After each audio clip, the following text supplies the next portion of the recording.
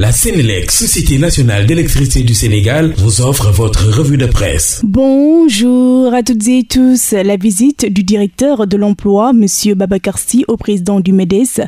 La première rentrée des cours et tribunaux de Diomaye, entre autres sujets, sont exploités par les journaux de ce vendredi. Le président du MEDES, Mbagnick Diop, a reçu en audience le directeur de l'emploi, M. Babacar Sy, en perspective du forum du premier emploi prévu les 28 et 29 janvier 2025, rapporte Rewmi Quotidien. Le même journal nous parle de la première rentrée des cours et tribunaux du chef de l'État, les mercuriales des juges. Le président Bassirou Diomaye Faye a présidé hier jeudi sa première rentrée des cours et tribunaux sous le thème retenu droit de grève et préservation de l'ordre public.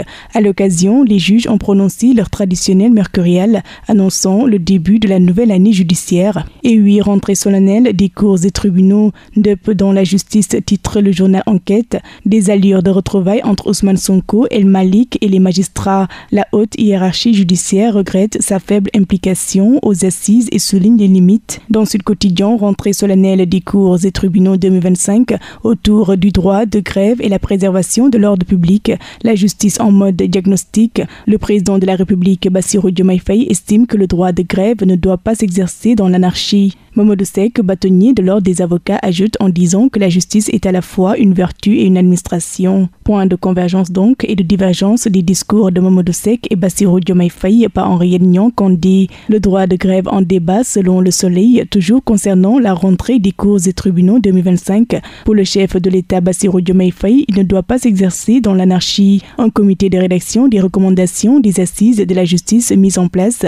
Pendant ce temps, poursuite contre Farba Ngom, l'APR sonne la résistance, titre qui barre la une du journal Le Quotidien.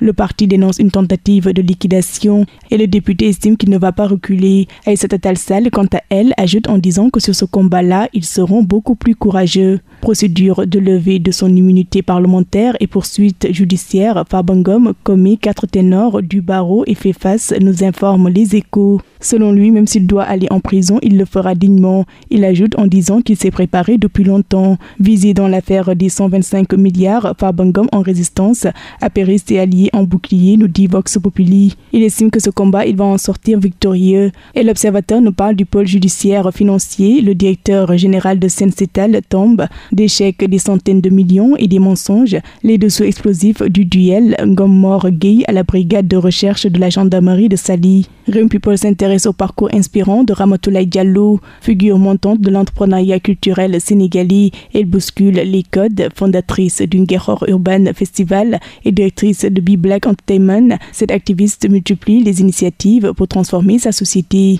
En sport, dans le journal Record, ceux du Pro League, Al Hilal Al Fateh 9-0. Buteur Koulibaly ouvre un feu d'artifice.